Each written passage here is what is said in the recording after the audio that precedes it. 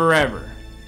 Ah, Lord, give light to the many blind ones, who when told not to lose their souls reply, if I go to hell in the end, well, I must have patience.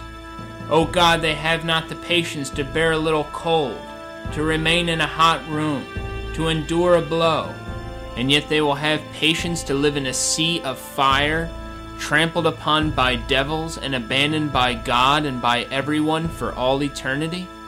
On the sight of the demons. Besides what has already been mentioned, the terrible appearance of the evil spirits makes death yet more alarming to us. It is the opinion of many of the fathers that everyone when expiring sees the evil enemy. How appalling this sight is, and with what terror it must inspire the dying, exceeds the power of words to declare.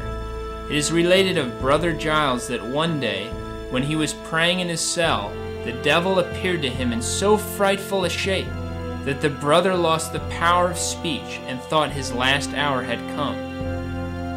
As his lips could not utter a sound, he raised his heart in humble supplication to God, and the apparition vanished.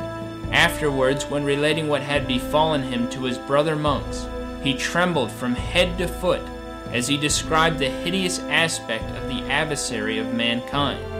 Then going to St. Francis, he asked him this question, Father, have you ever seen anything in this world, the sight of which was so horrible that it was enough to kill one to behold it? And the saint replied, I have indeed seen such a thing. It is none other than the devil, whose aspect is so loathsome that no one could gaze upon it even for a short time and live, unless God specially enabled him to do so. Saint Cyril, also writing to Saint Augustine, says that one of the 3 men who were raised from the dead told him, as the hour of my departure drew nigh, a multitude of devils, countless in number, came and stood about me. Their forms were more horrible than anything imagination can conceive. One would rather be burned in fire than to be compelled to look upon them.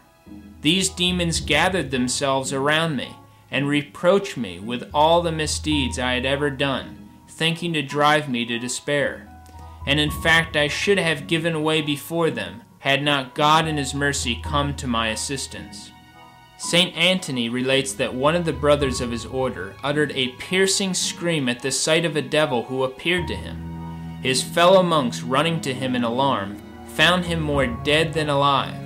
After giving him something to revive and strengthen him, they asked him what the matter was. Then he told them that the devil had appeared to him and terrified him so that all the life had gone out of him. And on their inquiring what the devil looked like, he answered, That I really cannot say. I can only say that if the choice were given me, I would rather be put into a red-hot furnace than look again at the countenance of the demon. We read much of the same thing in the life of St. Catherine of Siena. She too declared that she would rather walk through a flaming fire than gaze for one instant at the devil.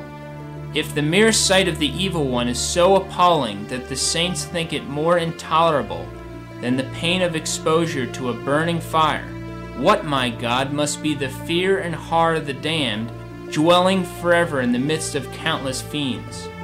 How terrified would thou be if a mad dog were to suddenly spring upon thee, pull thee to the ground, and to begin to tear thee with his teeth? Do not imagine that the devil will fall upon the damned with less fury, or treat them more mercifully. We read in the legend of St. Anthony the Hermit that demons frequently appeared to him under various forms, frightening him in indescribable ways. Sometimes they took the shape of wild beasts, lions, bears, dragons, or savage dogs. At other times they appeared in human form, that of fierce-looking men, beautiful women, or monsters of hideous aspect. Sometimes they beat him and maltreated him so cruelly that they left him half dead. Sometimes they caused him such terror by their strange spectral apparitions that had not God and his angel guardian come to his aid, he would have expired. Now if they did this all to a man of saintly life, of whom they had no rightful power, what will they not do in hell to the ungodly sinners who are completely at their mercy? No one can imagine what new terrors and torments these spirits of hell will devise to harass the damned, and to pour out on them their devilish malice. Some console themselves with the thought, at any rate we will have our fellow men with us in hell, and no lack of them either. Beware how you delude yourselves with this false comfort. Every lost soul would far rather be alone in hell, were the option given him. And since on earth it is very terrible to be forced to live with an enemy, who does one all manner of harm, so it is no small affliction to be continually with thousands of people, all of whom they hate and detest from the bottom of their heart. Even thy father and mother, thy wife and children, thy brothers and sisters, thy friends and relatives, would then be thy declared enemies, and instead of showing thee any gratitude, would only seek to injure thee. St. John Chrysostom says, I know many persons who only fear hell because of its pains, but I assert that the loss of heavenly glory is a source of more bitter pain than all the torments of hell. The evil one himself